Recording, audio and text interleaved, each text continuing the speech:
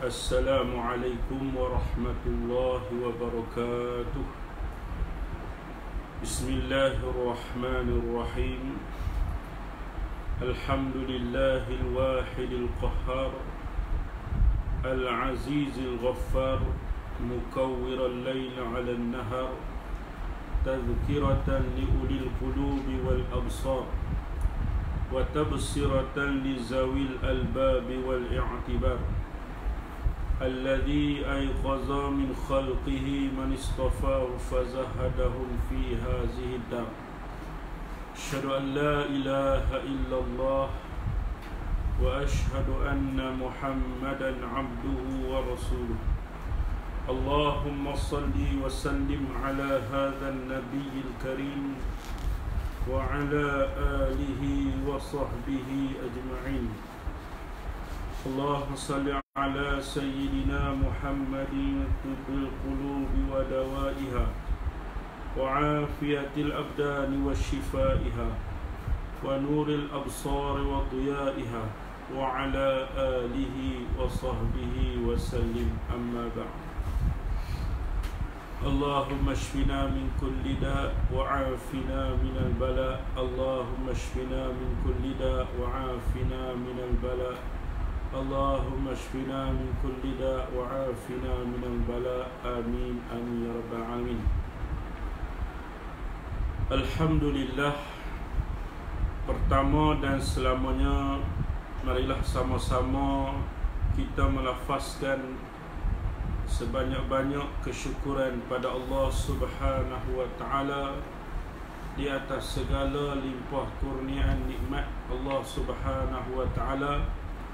Pada malam ni sama-sama kita dapat mendengar ataupun berada di dalam majlis pengajian. Mudah-mudahan kita semua dirahmati, diampuni oleh Allah Subhanahu wa taala. Muslimin muslimat, sidang penonton yang dirahmati dan dikasihi Allah. InsyaAllah pada malam ni sambungan daripada kitab Buryatul Tulab, muka surat yang ke-103, juzuk 2 daripada kitab Buryatul Tulab. Sambungan dia ni. Qala al-musannifu rahimahullahu ta'ala, dan demikian lagi jika dicium nyonya seorang yang berpuasa. Dan demikian lagi jika dicium nyonya seorang yang berpuasa, atau pada kata dicium atau dipeluk nyonya seorang. Dicium dan dipeluk tu akan perempuan, akan isteri lah, akan perempuan, ini akan isteri. Dan dijauhkan nyonya seorang, diri nyonya seorang daripada nyonya perempuan dahulu, mana sebelum daripada fajar, mana daripada terbit fajar, ini fajar shadiq. Seorang yang dia sebelum daripada terbit fajar shadiq, kita katalah seorang ni nama Ali ni. Ali ni sebelum dia terbit fajar shadiq, dia peluk bini dia, dia peluk isteri dia, dia peluk bini dia, dia cium isteri dia. Kemudian dia tinggalkan, maknanya dia jauhkan. Di mana dia tak peluk, tak cium lah. Maka izal ia seorang mengiringi fajar, mana keluar mani mengiringi fajar. Jawab dia, tiada batal puasa nyonya seorang dengan dia, dengan izal tu, dengan keluar mani. Sebab apa? Sebab dia peluk, dia cium tu sebelum daripada fajar. Balik tarawih tu, dia peluk bini dia, dia cium bini dia, kemudian seterusnya gitu kan. Kemudian sebelum terbit fajar, dia dah jauhkan diri dia pada bini dia, mana dia tidak peluk, dia tak cium lagi. Tu Duk tak berapa lama masuknya subuh, kemudian inzal, mana keluar mani. Nak hak dia cium, dia peluk tu tadi tu. Nampak main tarawih tu nah. Ataupun pukul 3 tu, ataupun sebelum subuh je lah. Tapi inzal, mana keluar mani tu selepas subuh, mana bukan selepas, mengiringi subuh, masuk waktu subuh kemudian dia inzal. Maka bagaimanakah puasanya, sah ataupun tidak? Kata ulama, tiada batal puasanya seorang dengan inzal keluar mani tu.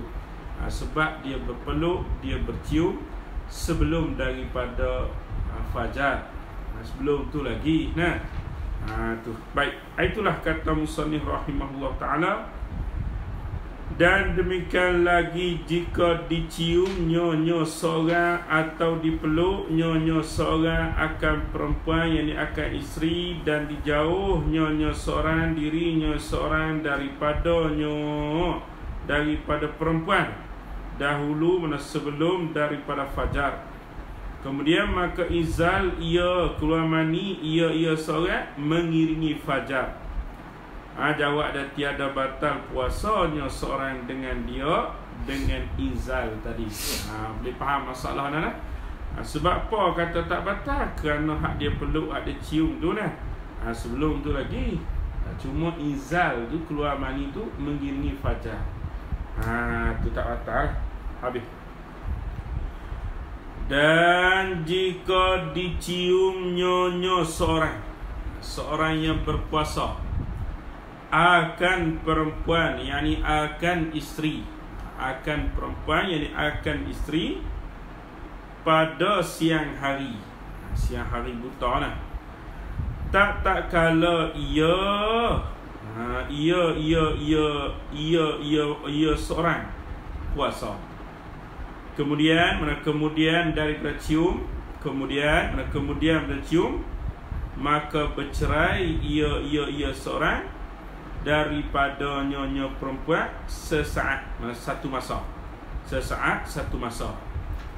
Kemudian daripada bercerai, maka izal, keluar mani.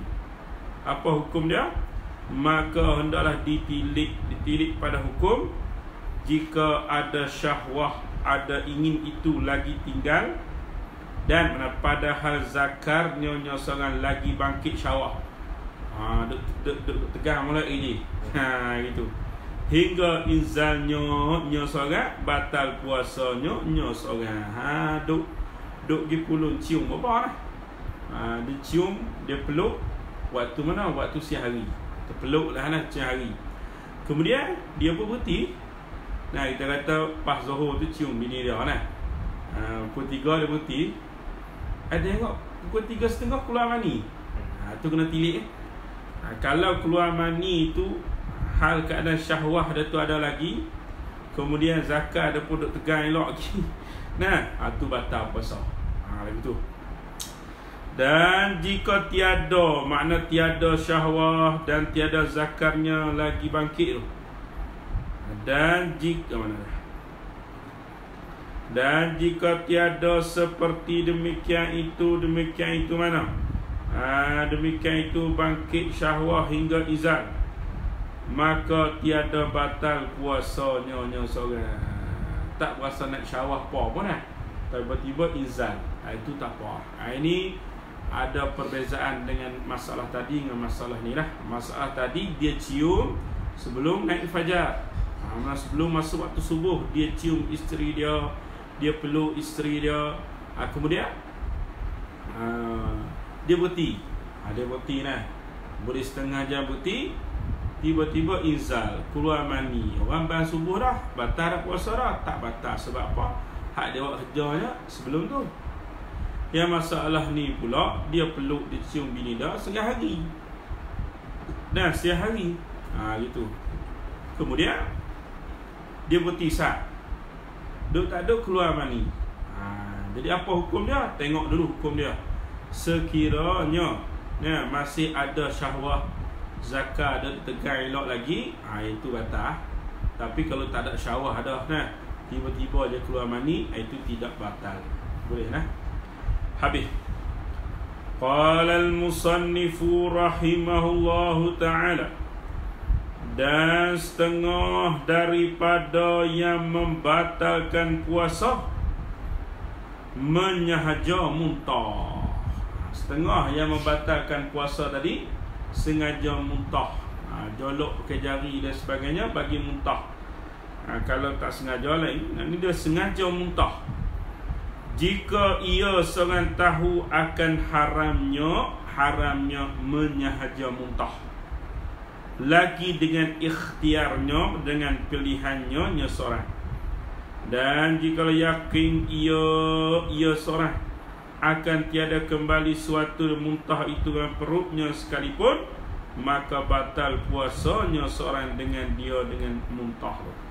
Jadi fahamnya muntah dengan sengaja ni, hukum dia batal puasa.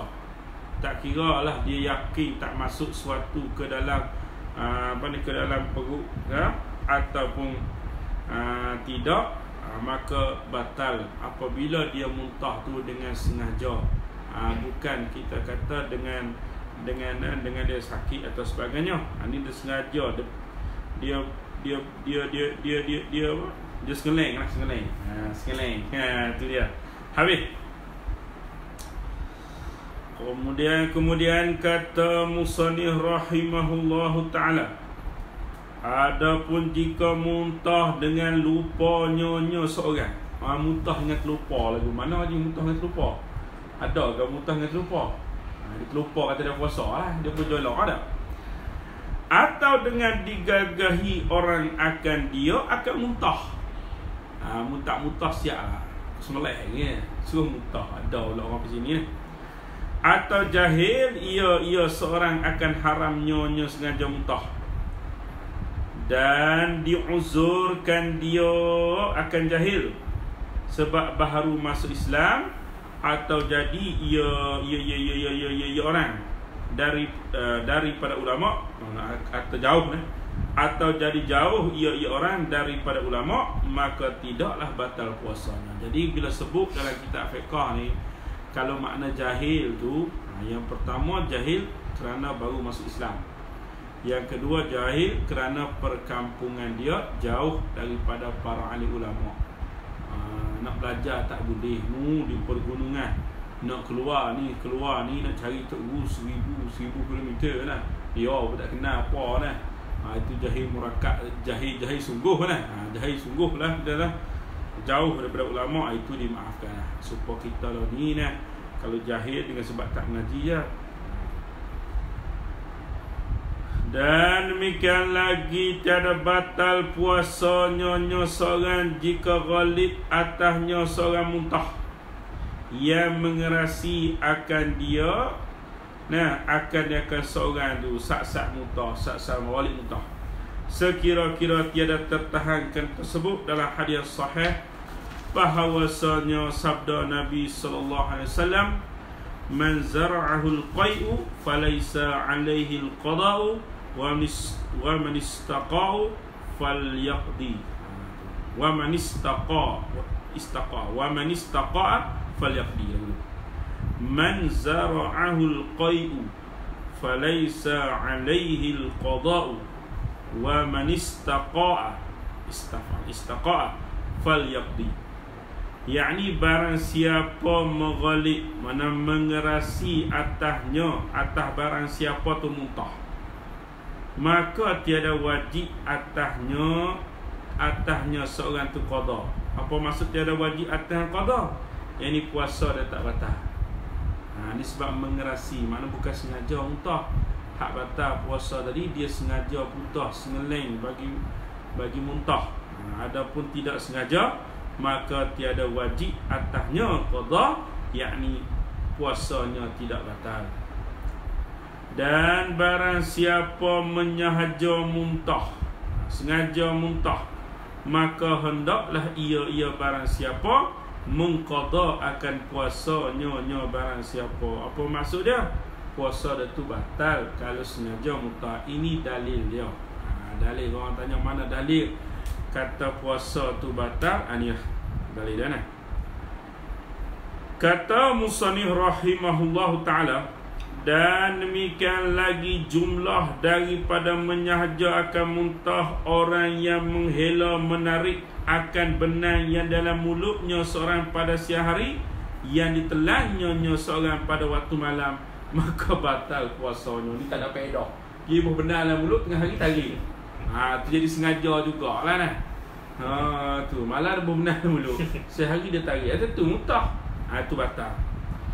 Ni mungkin ada orang buat lagu ni kan. Musani sebut ni ada lah tu. Dan bersalah jika mengeluarkan pada siang hari akan kapah yang dimasukkan pada batil zakar. Pada batil zakar. Batil zakar ni tu nah, batil zakar sebelah dalam zakar lubang zakar. Batil zakar dan lubang zakar sama juga dengan kapah ni, dimasukkan air oleh doktor dia sumbat waya kat zakar lagi. Tu nah. Dan bersalahan jika mengeluarkan pada siang hari akan kapah ia dimasukkan pada batil zakat atau farasnya, farahnya seorang pada malam, maka tiada batal puasanya dengan mengeluarkan tu. Dia masuk, dia masuk waya ke zakat tu malam. Okey, okey adalah tu doktor masuk tu. Bukan dia sengaja masuk. Doktor masuk zakat pula. Masuk waya ke lubang zakat ataupun masuk kapah ke dalam faras, kemudian dikeluarkan tu pada siang hari. Batal tak? Tak batal puasa. Dan demikian lagi tiada batal puasa orang yang mengeluarkan dahak. Dahak ni kahak balgam. Daripada otaknya nyonya seorang dan perutnya nyonya seorang, lalu diludahnya seorang akan dahak al-kahak. Dia keluar kahak daripada otak, daripada perut, ikutlah mana-mana pun, kemudian dia ludah. Tapi kalau telan balik batal, lepas tu bengong je. Batal, bangan, gigit semua dia. Keluar telan balik. Itu bangan, apa lagi? Gigit nak pengotor panggil ni. Tu. Ludahlah balik. Itu. Kemudian kata musannif rahimahullah ta'ala, dan demikian lagi tiada batal puasanya seorang dengan tiada khilaf jika dikeluarkan dahak kahak daripada otak atau perut. Keluar tu dengan sendirinya dahak, atau keluar dengan sebab batuk atau lainnya nyonya batuk bersin, maka lalu diludahkan dia akan kahak tadi tu. Pada dua masalah tadi, mana hak dikeluarkan dahak daripada otak atau perut dengan sendiri, atau dikeluarkan dengan sebab batuk itu. Dua masalah. Tetapi jika dipertelannya seorang akan kahak serta kuasa mampu ia seorang meludahkan dia akan kahak, kemudian dah sampai ia kahak kepada zahir mulut, maka batal puasa dengan dia dengan telan kahak tu tiada khilaf. Keluar hak zahir dah lebih pada makhraj ha dah, kemudian dia telan balik, itu batal. Tapi kalaulah dia tak mampu nak keluarkan tertelan, itu lain lah. Qala al-musannifu rahimahullahu ta'ala. Tengok dia kira masalah kahak ni. Kitab ni tu dia lah, dia bahas detail sikit lah. Kitab lain dia cerita gitu lah, tapi kitab ni dia detail. Maka jika turun dahak kahak daripada otaknya seorang dan sampai ia dahak kepada zahir mulut, iaitu zahir mulut tu makhraj ha yang tiada bertitik. Tengah-tengah halkum ha. Kalau kha yang bertitik ha. Maka hendaklah diludahkan nyonya seorang akan dahak. Kena ludah bila masuk dia lebih makhraj ha ni tengah halkum lah ha. Bila dah keluar sampai tahap tu, kena ludah balik. Jangan telan batal. Jadi boleh faham supaya tiada termasuk suatu daripadanya nyonya kahak itulah ke dalam perut.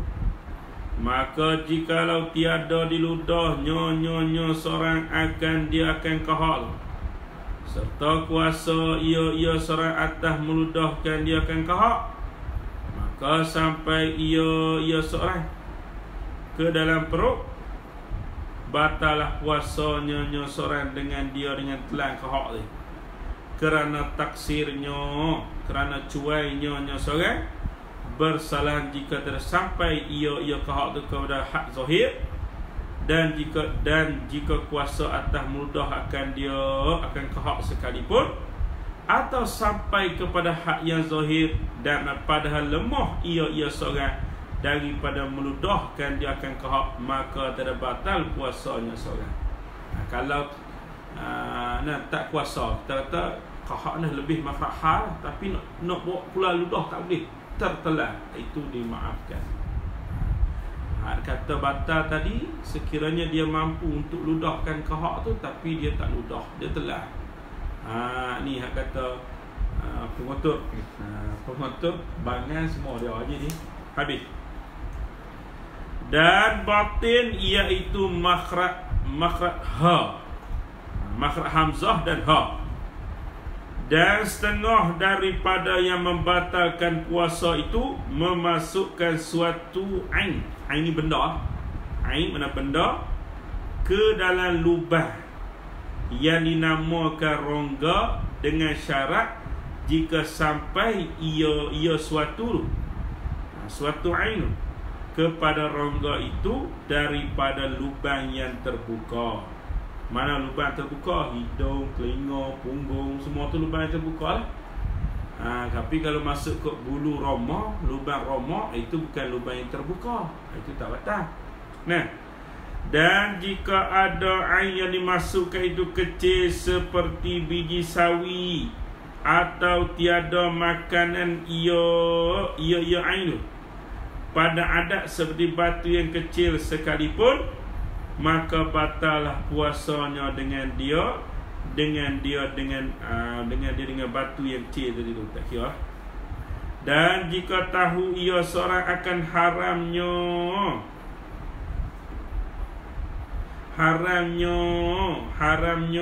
nyonya batu kecil, lagi tiada dengan sengaja, lagi dengan ikhtiarnya, sama ada pada rongga itu kuat yang menghancurkan makanan dan ubat seperti perkemihnya.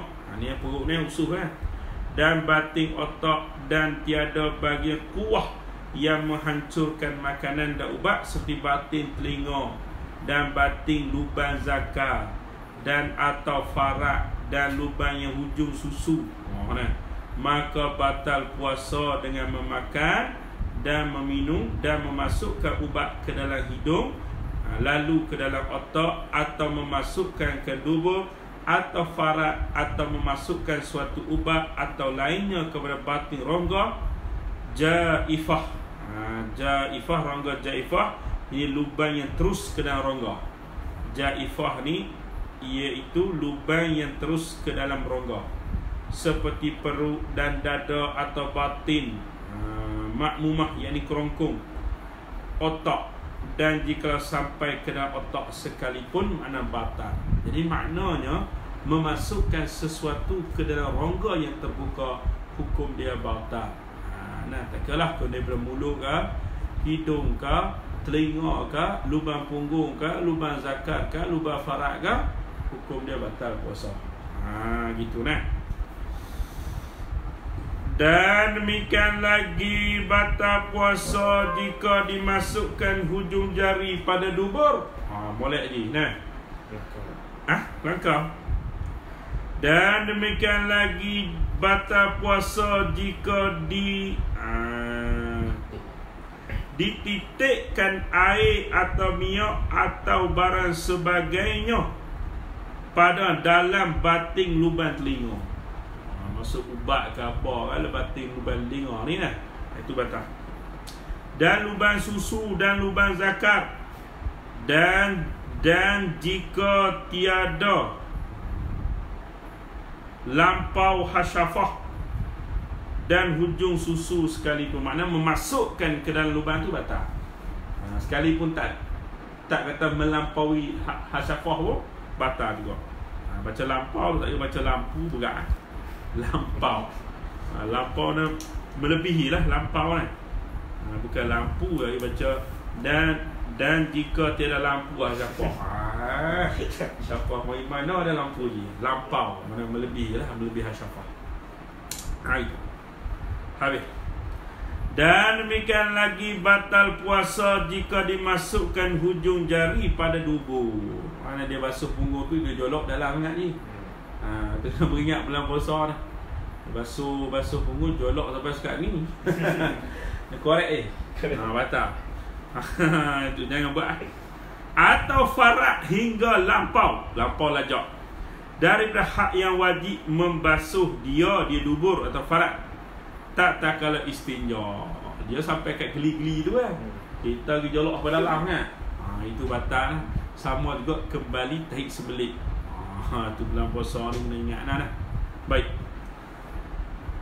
Maka keluar dengan kata ain sampai asar. Asar ni mana bekas. Sampai asar ini bekas seperti rasa makanan atau bau-bauan bunga dengan dicium, atau umpamanya sampai asap bukhur kepada otaknya, maka tiada batal puasa sebab merasa iana.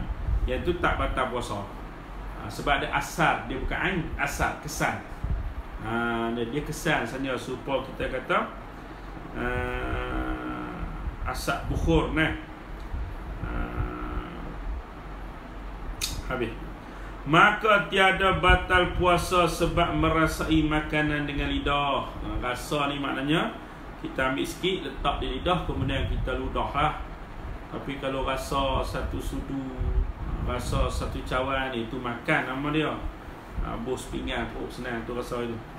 Dan jika sampai rasa makanan itu kerongkongnya sekalipun, dari kerana rasa itu asar jua bukan ain, tiada ia membatalkan puasa. Asar tak apa, sama lah debu tepung masuk dalam mulut.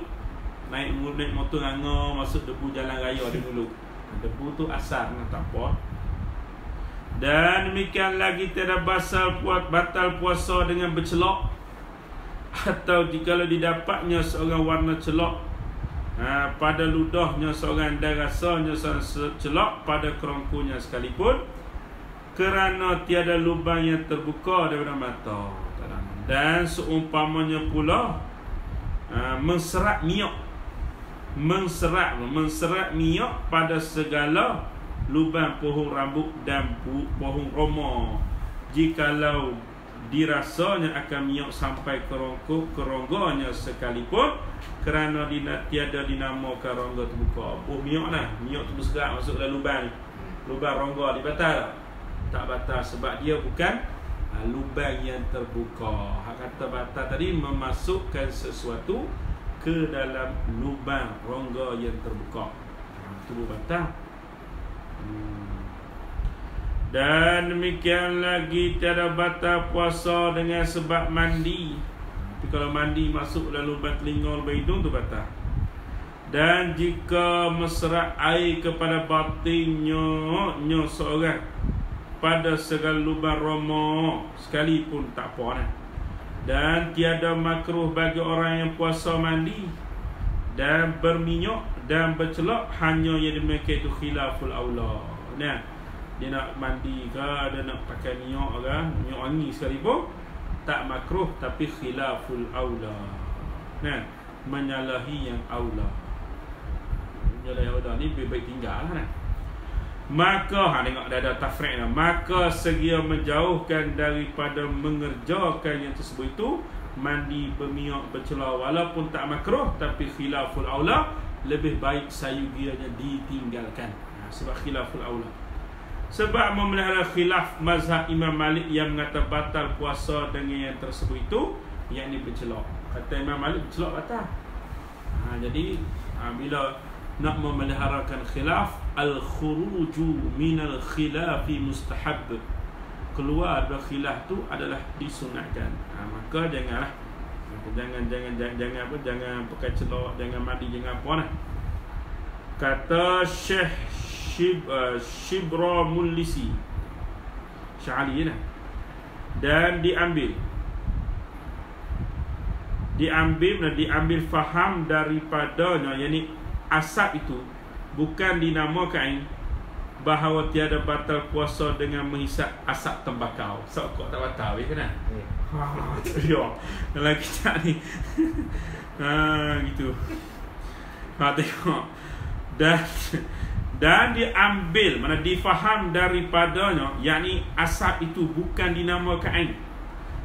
Bahawa tiada batal puasa dengan menghisap asap tembakau, kerana asap tembakau itu bukan dinamakan ain. Bahawa tiada batal puasa dengan menghisap asap tembakau, kerana tembakau itu asal jua bukan ain pada uruf, tetapi asap setanggi jua. Seperti asap setanggi jua, tak batal. Ni geng-geng rokok minat benar ni. Tapi ada fatwa yang kata batal. Bahkan haram ni asap rokok tembakau. Tembakau dululah kan. Tembakau lah ni tahu je. Tu. Tembakau rokok saat nah. Rokok dahi tahu. Ada tembakau tu kampung Sabri. Kepimbang semua. Gitu sebab dia kira asap. Dia bukan ain tapi dia kira asap. Itu tak batal. Gitu. Ada yang rokok saat ni. Ada lagi. Ada orang jual rokok ni. Boleh. Dan tiada menafikan dia. Ngaji mahfil tu. Dan tiada menafikan dia akan tiada batal. Dibilang ulama akan asap itu dinamakan ain. Dinamakan dibilang tu pada bab bicara najihnya. Najihnya yang asal ada di sana tiada dikendaki dengan dia. Dengan asal itu ain di sini dalam bab batal puasa. Kalau bab najih ain. Tapi kalau bab puasa bukan ain. Lagi tu Nah, di sana yakni bicara najis. Di sini pada bab batal puasa. Tu di sana di sini. Seperti barang yang diisyaratkan kepadanya barang daripada bersalasan dua bab, ditilik padanya dua bab. Dan sungguhnya ditanya orang akan Syekh Ziyadi bahawa seadalah ia difatwa ia dengan demikian tiada batal. Difatwa mula-mulanya yakni bukan ain. Tiada batal puasa dengan orang yang menghisap asap tembakau. Kemudian dibawa oleh setengah daripada segala muridnya Syekh Ziyadi akan boleh pengudatan tembakau. Boleh isap pahit. Pengudatan ni pahit tembakau. Pahit isap pahit lah. Buluh kan boleh buluh. Pengudatan tembakau, yang ni pahit tembakau, maka dipecah akan dia pada dahannya, maka dipecah akan dia pada hadapannya, pada hadapan segala murid tu, dan diperlihat akan dia syekh akan ainnya beku, iaitu candunya daripada bekas asap tembakau itu. Maka katanya Syekh Ziyadi ini ain, bukan asap. Maka rujuk Syekh Ziyadi itu dari fatwa yang dahulu, lalu berkata Syekh Ziyadi menakal adalah asap tembakau itu ain, batallah puasa orang yang menghisap akan dia akan rokok, akan tembakau ni. Dia dihisap dulu, dihisap kat daun tak tahu lah buat pahit. Bila dipecahkan pahit tu, tengok ada ain, ada kesan candu dah tu. Maka Syekh Ziyadi tadi dia tahu kalau gini batal, dia ada ain. Nah. Maka kita tengok pada fatwa negeri tu lah. Fatwa di Malaysia ni ada fatwa negeri, pada fatwa ada mufti dia. Mufti kata apa? Mufti kata batal lah kita. Sebab ni isyarat ada khilaf kan, ada khilaf. Syekh Ziyadi pun mula-mula dia kata tak batal. Sebab dia kata ni asar bukan ain, tapi anak murid dia pula dia isap paip buah tembakau tu, tengok-tengok ada bekas. Di paip tu ada bekas, bererti bila ada bekas berarti ni ain. Ya, bekas candu. Maka kata Syekh jadi, oh kalau gini batal. Gitu. Jadi kita ambil hukum batal senang. Jangan isap rokok dalam puasa. Batal nah. Fatwa pun kata batal juga. Dan kata Syekh Taifi, maka tembakau apabila disampaikan asapnya tembakau kepada rongga, maka batallah puasanya dengan disampaikan asapnya kepada rongga tu. Ini kata Syekh Taifi. Panjang lagi ni. Nak tahu apa hukum isap rokok bulan puasa? Esok tak sambung pula. Kalau ada kesempatan masa, diberi nikmat kesihatan yang baik. Kalau ikut hari ni tak agak nak baca lah, kerana masalah kesihatan sikit. Jadi di kesempatan malam ni, terima kasih kepada adalah beberapa rakan-rakan Facebook yang menyumbang kepada guru-guru pondok Sungai Bayu lah, bagi melalui masuk duit melalui akaun bank pondok lah. Ada beberapa rakan Facebook yang prihatin pada kami guru pondok ni. Tak ada pun sampai bantuan apa-apa pun tak ada sekat ni. Tapi alhamdulillah ada rakan-rakan Facebook yang prihatin. Kami guru pondok ni bukan ada gaji tetap lah, bukan ada super guru sekolah kerjaan yang ada gaji tetap. Di kami ni sagah hati saja. Kadang-kadang mengajar masjid orang bagi sagah hati.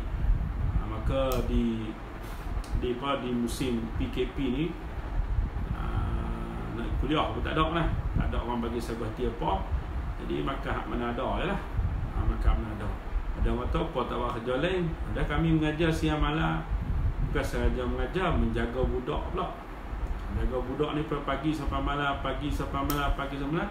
Jadi tak sempat nak buat kerja lain, tak pandai dah nak buat kerja lain, duk tumpu hak tu je. Terima kasih kepada rakan-rakan Facebook yang menyumbang kepada kami guru lah. Wallahu alam. Aqul qouli hadza astaghfirullah azim li wa lakum wa lisa'iril muslimin wal muslimat. Assalamualaikum warahmatullahi wabarakatuh. Wallahu alam.